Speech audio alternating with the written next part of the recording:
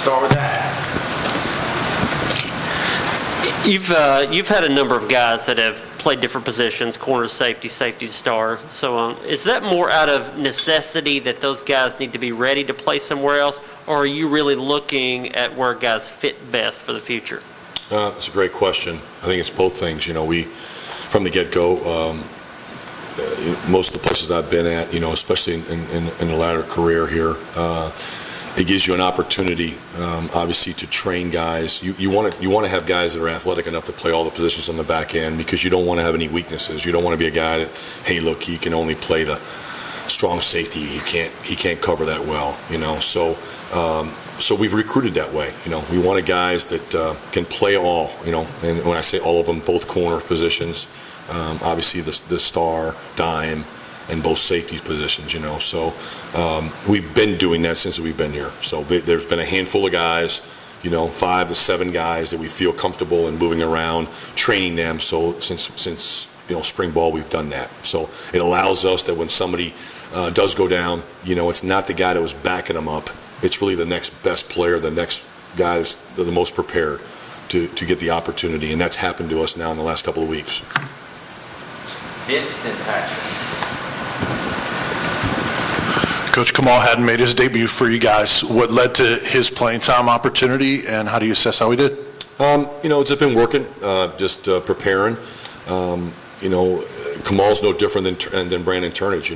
Brandon has been working. Talking about a couple of weeks ago, and Theo was down. He goes in there and obviously has a great game and gets named SEC Defensive Player of the Week. But it's been a work in progress. They've been working at it. Kamal's the same way. Had some setbacks with some injuries, which didn't allow him to get the reps that he needed, the quality reps in practice. We had high hopes from the beginning, on both those guys and all of them really, and like we always say, next man mentality, and given the opportunity, he'd been working and did a nice job when he went in there, and quality reps, which were very important, especially in this league. Coach, at this point, midway through the season, what's maybe one thing that you like what your secondary has done, and maybe what's one thing that you point to and say, we got to get better on this the rest of the season? For the most part, I think these guys have been playing really hard. They have been playing physical. The energy's been there. They've continued to progress in the knowledge of our scheme and preparing. I think they've done a really great job with that. The thing that I think we could do always better is play smarter. We got to be able to sustain it throughout the whole game, making good decisions, solving problems as we go. You got to be able to do that in the back end. How you practice it, you're going to rely on your rules, what's your assignment, what's the base rules, but there's going to be some adjustments here based off of splits and situation. And I think we could be a lot smarter, consistently throughout the game. Ryan and Chief.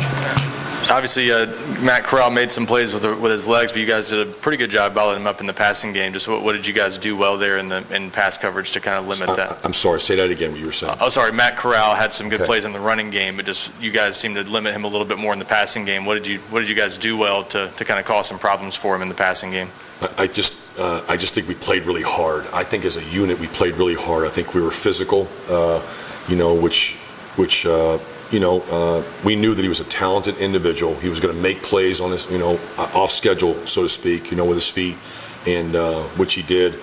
But limit the the explosive plays. Would be the first thing, and obviously with a great player like him and the receivers that they have, we didn't do it.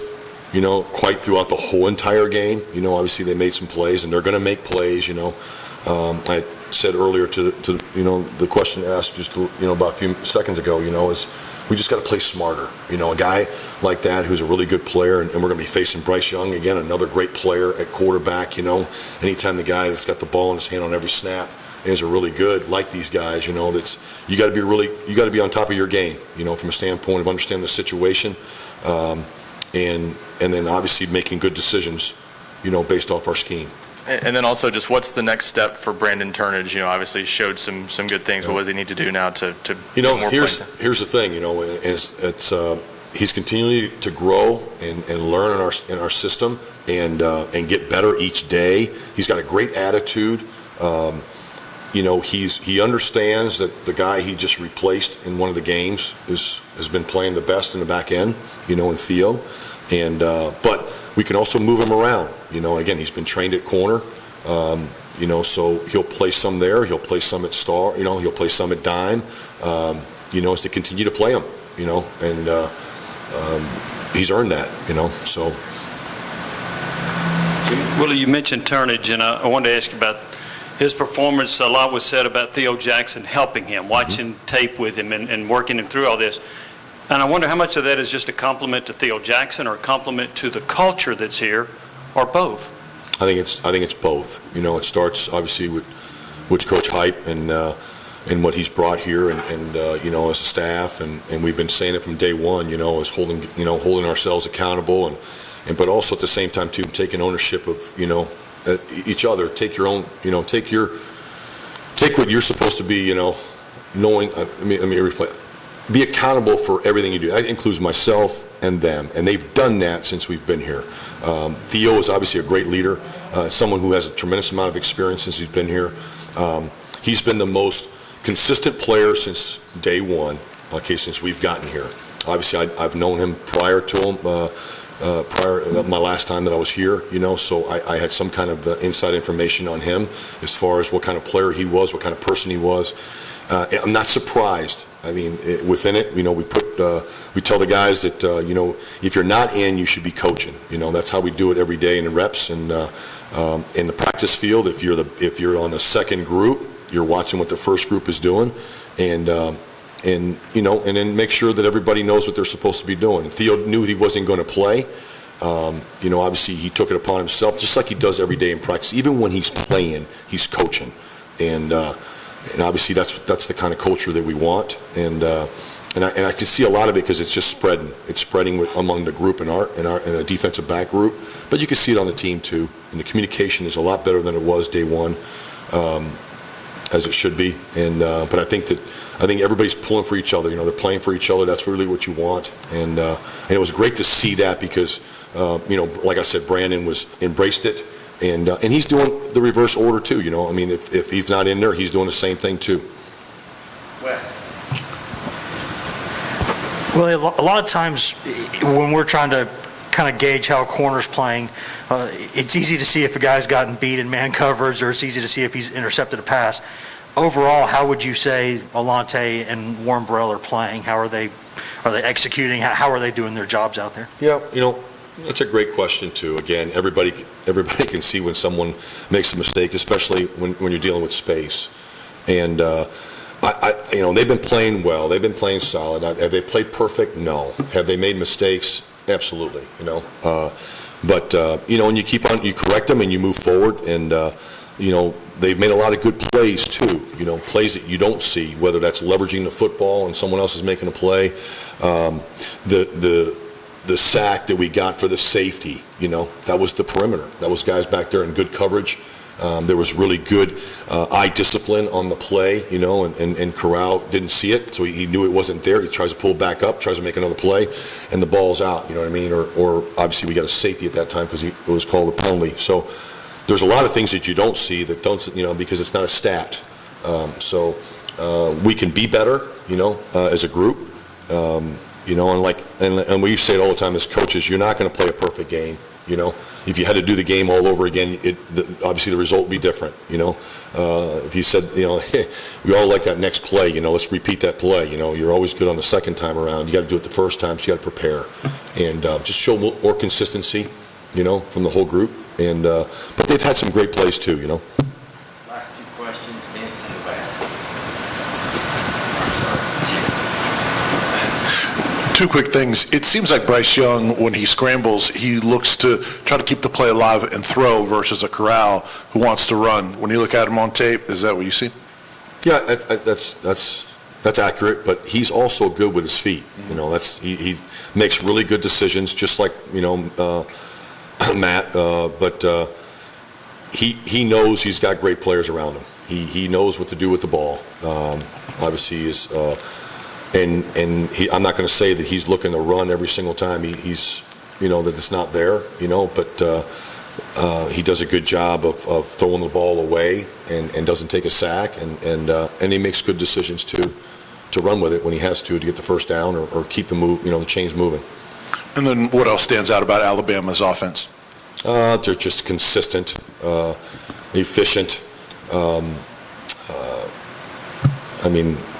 Obviously they've been doing that for a long time, and the consistency and being able to sustain it is a credit to them. And obviously we're looking forward to the challenge, and it's a very talented football team. Willie, we've heard players talk about how sometimes the system is more simplified so they don't make mistakes. But with the offenses being as complex as they are, is it difficult to be simple on defense to counter some of the things you're seeing on offense? Yeah, correct. And again, but if you start with, you got to have enough. We have enough defense to keep it, okay, where you're changing up stuff. That word simple. It's just really a matter of communication. Make sure that it's tight, it's precise. With our adjustments, but be multiple too from the same looks that you're presenting. You know what I mean? So I don't think the game is simple at all. Even if you had a couple of calls, you still have to get lined up. Know your assignment, play really hard, and you got to get up and snap and clear and play it again the next play. And offenses are so good now. Obviously, just the tempo. All the teams that have different, different styles of how to do it. You know what I mean? It is what it is. The rules are what they are, and we just got to continue to play the tempo that we're playing on defense. Meaning we're playing hard, we're playing physical. Okay, but we just got to be able to play smarter. Throughout the game, and but I think that it allows the guys to let loose and be confident when they do make those corrections, from game to game, and we've done that a couple times here. We had to go in for a string here. Not that we played a bad ball game this last game, you know what I mean? But again, we just like to, finish the game, start it and finish it, like the previous two games we had. Thank you, Coach.